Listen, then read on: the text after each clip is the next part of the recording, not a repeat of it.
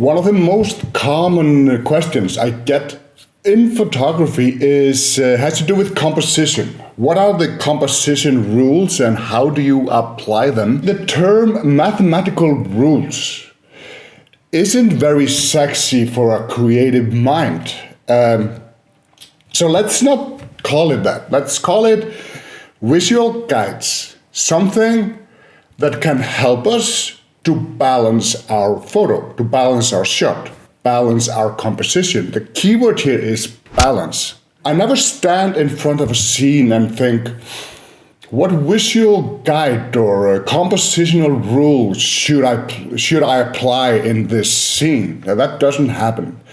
But in this video, I'm going to show you how I got familiar with them, how I kind of got them in my head, and show you how these guides, these visual guides, actually help me with my compositions.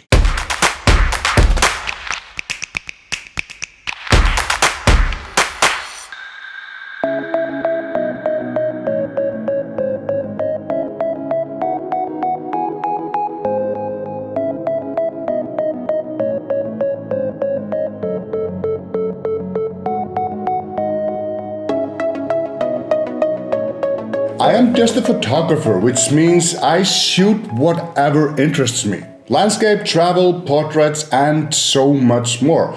So I do feel qualified to say landscape photography is one of the easiest genre in photography in regard to get proficient with compositions. And that's basically for the sake of time.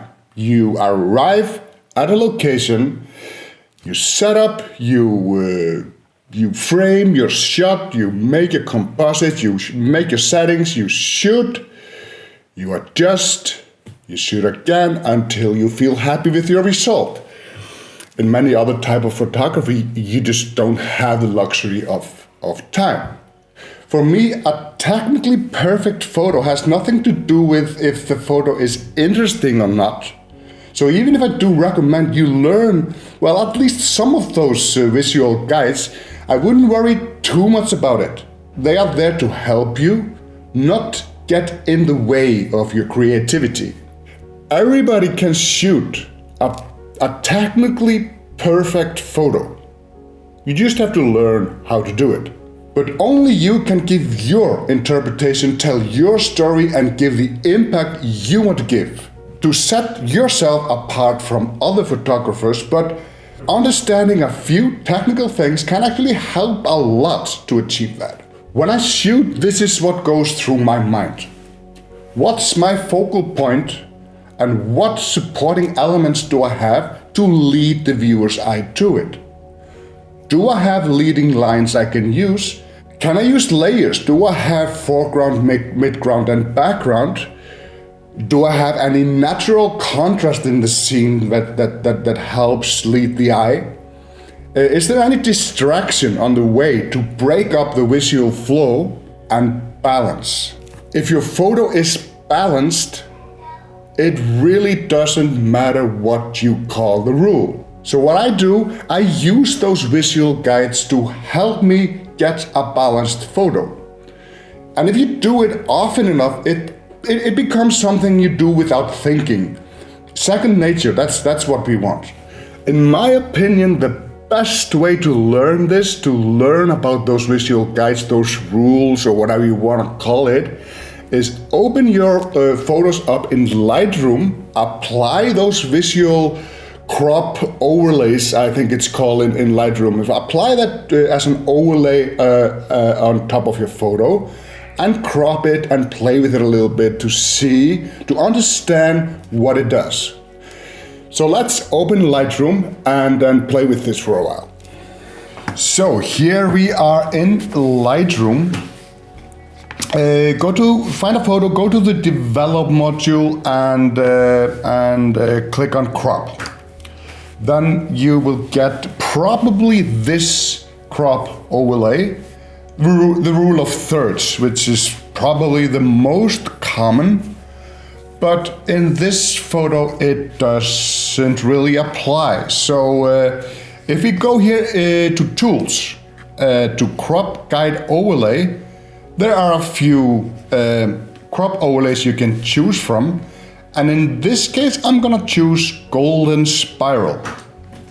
That's a really fancy name. If you hold down Shift and press O, you can turn it around.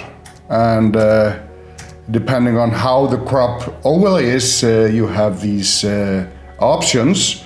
But in this case, I'm gonna make it like that. This is kind of like that, this flowy motion, and what it should, you just lead your eyes here all the way to this end of this spiral here, this golden spiral.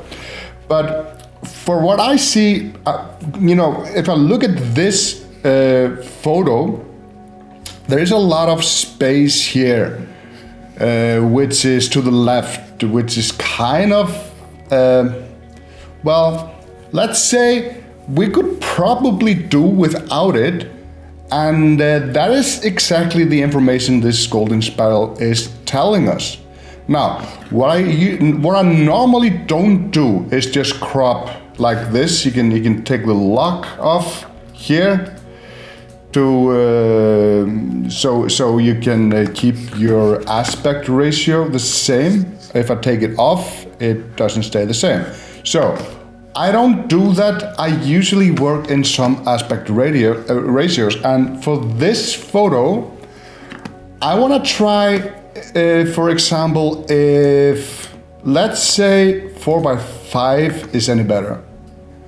So with 4:5, it kind of fits perfectly. I find it a little heavy here to the right, so maybe if I reduce that a little bit, like this, it doesn't need to be completely in the bullseye here of the spiral, but somehow, and then I press enter, and it is more, the photo is more balanced. Then it's just a matter of taste. If you would like to have more, let's just go to a shot. If you would have, if you want more of the sky or not, but the difference from this to here, I'm applying the rule or the visual guide, the golden spiral, and for this photo, I think it looks good.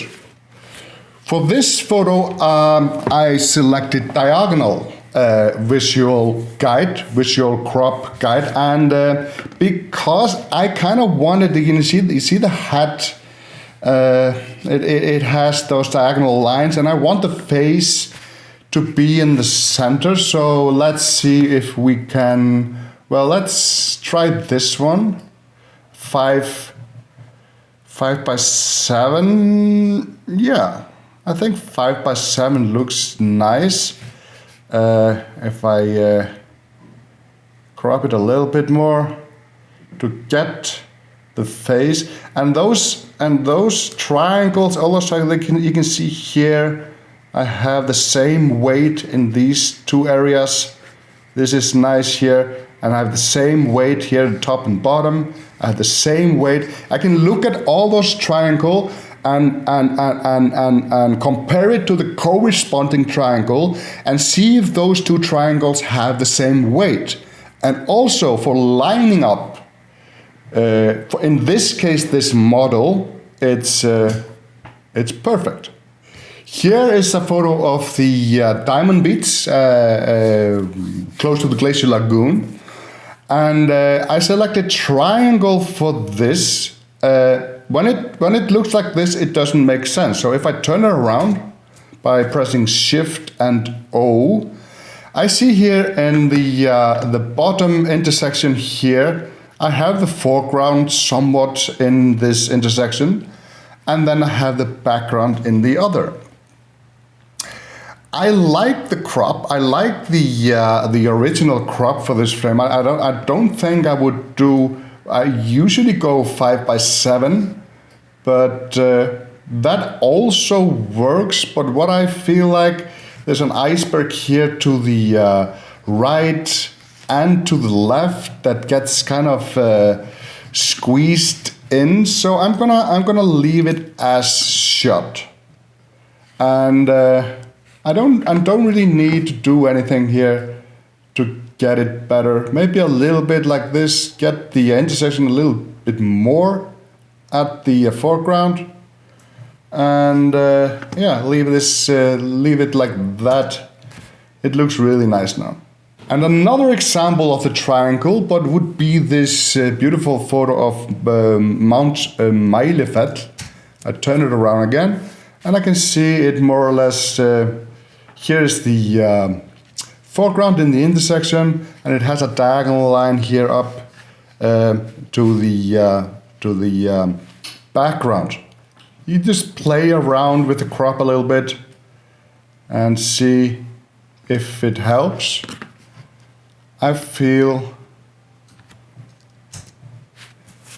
something like this could do it, but like I said, just play around with it.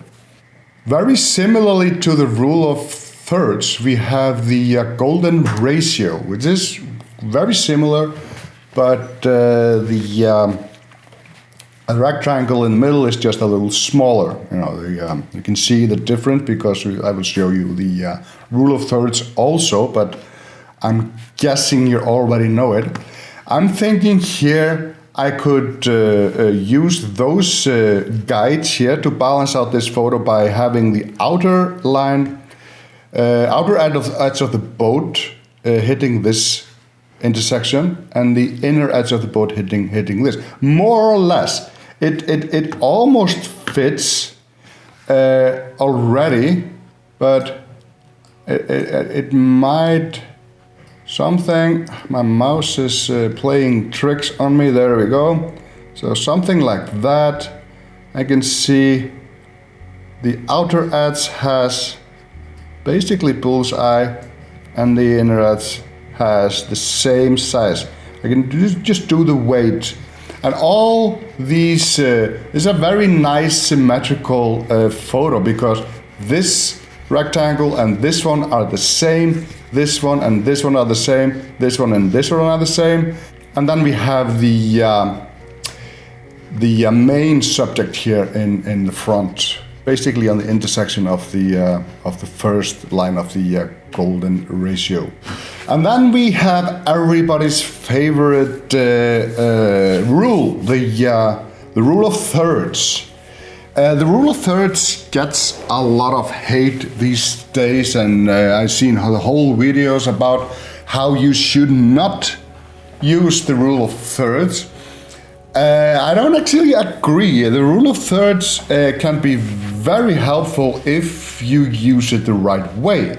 It's overused. This is more or less the first rule that a lot of people learn, and it gets boring, but it is somewhat visually pleasing. But if you look at this photo, yes, it's rule of thirds. It's a little high in the frame, but it's still touching the intersection here to the left upper intersection here. But it's a little left heavy. You know, this is not the way how I shot this photograph, because it's a little left heavy. I would have probably, if I had no choice, I would have probably did something like this, because this space doesn't have any purpose really. But the original file is this one. This one. Here I have a little seaweed to balance out the sea stack. So just to see the difference with the seaweed, without the seaweed. It's not a lot, but it gives a little balance to the image. Now, would I want it to be a little more, a little bigger? Yeah, but this is what I had, and I do like the photo. And it is a rule of, it's a good example of a rule of third photo. But be careful when you apply this rule. I see it all the time. The photo is right heavy, left heavy, top heavy, bottom heavy. You need to find balance. This is what all this is about. All those triangles, put similar weight in corresponding triangles. It doesn't have to be an object. It can also be contrast, dark contrast. It's heavier than light contrast. So there's a lot of things you can play with regarding to this. But if you look at the back of your screen on your camera, you will see it. Just